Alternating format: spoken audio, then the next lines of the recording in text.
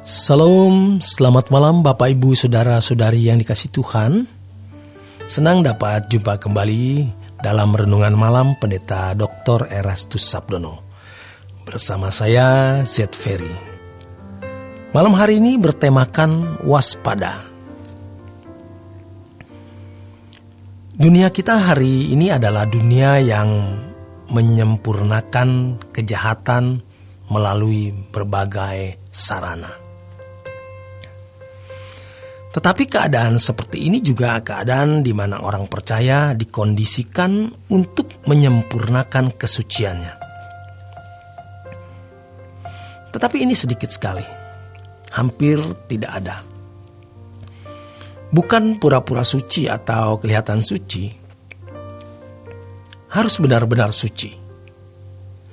Siapa yang dapat mengetahuinya?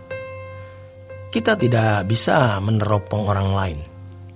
Dan tidak perlu juga meneropong orang lain. Tetapi suatu hari nanti di pengadilan Tuhan akan dibuka, akan terbukti. Jadi kalau orang benar-benar telah berjuang di jalan Tuhan, artinya hidup suci sesuci-sucinya, terlepas dari ikatan dunia, maka ia akan bergairah untuk membahagiakan hati Tuhan. Dan Tuhan akan memberi kepekaan untuk mengerti apa yang bisa membahagiakan hati Tuhan. Lalu bisa berpikir seperti Allah berpikir. Ini bukan sesaat, melainkan bisa sepanjang waktu hidupnya. Allah akan mempercayakan proyek-proyek pekerjaannya di akhir zaman ini. Orang-orang seperti ini akan disempurnakan kekudusannya dan kesuciannya. Tapi kelompok ini sedikit sekali, bahkan hampir tidak ada. Jika dibandingkan dengan jumlah orang yang disempurnakan kejahatannya, jumlah orang yang dimurnikan ini sangat sedikit. Daniel 12 ayat yang ke-10 mengatakan, banyak orang akan disucikan dan dimurnikan dan diuji, tetapi orang-orang fasik akan berlaku fasik. Tidak seorang pun dari orang fasik itu akan memahaminya. Walaupun dia Kristen, walaupun dia aktivis, bahkan pendeta ataupun teolog, ia tidak akan memahaminya karena ia fasik. Jaketnya Kristen, dalamnya fasik. Fasik artinya tidak takut Tuhan, tidak peduli kehendaknya. Yang penting keinginan tercapai. Dia takut kalau kurang terhormat atau tidak suka kalau kurang terhormat. Tidak suka kalau uangnya sedikit. Tidak suka kalau dianggap tidak penting. Tetapi orang-orang bijaksana akan memahaminya. Tentu bijaksana bukan karena kecerdasan intelektual, melainkan bijaksana karena mengerti kehendak Allah. Kita harus sadar bahwa masa penuaian sekarang terus mengalami penurunan atau sudah memasuki selesainya dan sedang menuju masa penampian. Ibarat orang menampi beras diguncang untuk memisahkan antara kulit dan bulir beras, untuk memisahkan antara gandum dan kulitnya. Kita harus bisa merasakan guncangan ini. Walaupun kita ada di lingkungan gereja atau pelayanan, kita bertekad untuk hidup benar dan hidup suci, serta tetap merasakan guncangan itu. Dunia ini sedang diguncang oleh Allah. Lagi pula, iblis tahu siapa saja orang-orang yang mau menjadi istimewa di mata Allah. Orang-orang ini pasti membahayakan bagi kerajaan gelap dan oleh karenanya mereka menjadi target.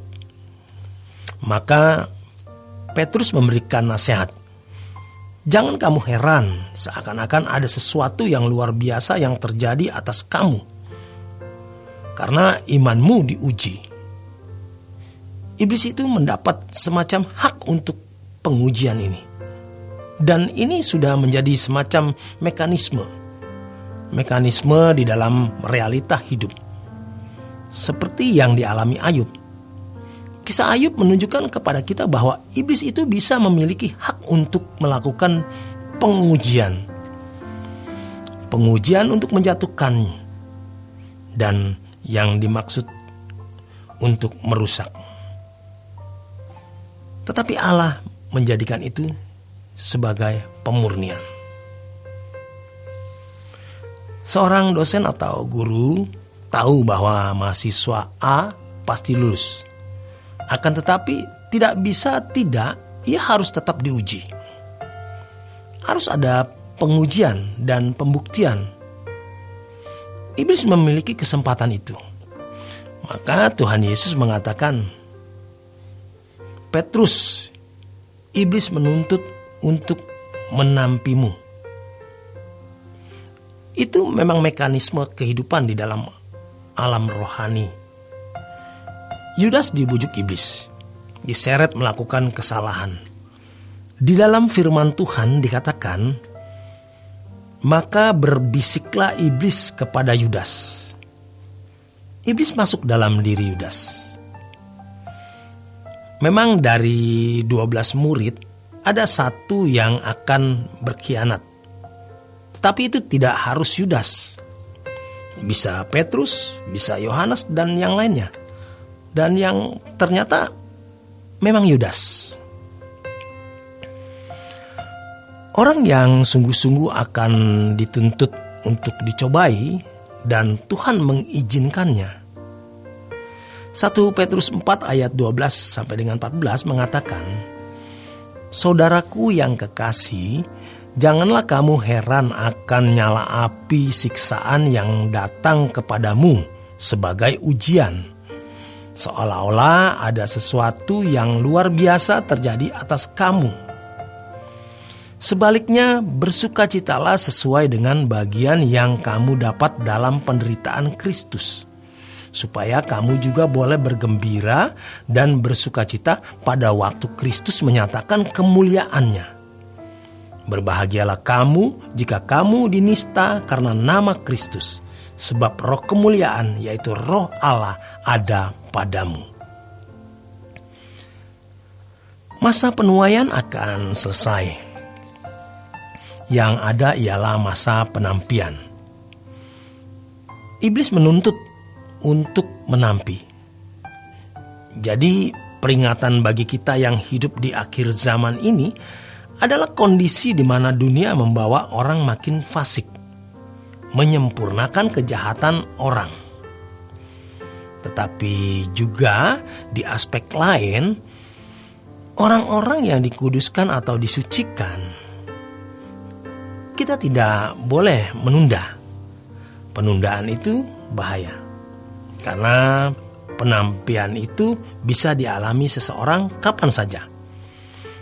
Kita harus selalu berjaga-jaga dan bersiap-siap. Kalau tidak, kita bisa jatuh. Iblis tahu bagaimana menjatuhkan kita. Kalau kita tidak berlindung kepada Tuhan, kita pasti jatuh. Manusia memang tidak bisa berbuat apa-apa atas kita. Tetapi di balik manusia itu ada kuasa kegelapan. Jadi kita bukan takut kepada manusia, melainkan harus waspada terhadap kuasa gelap di balik manusia tersebut yang mau menjatuhkan kita.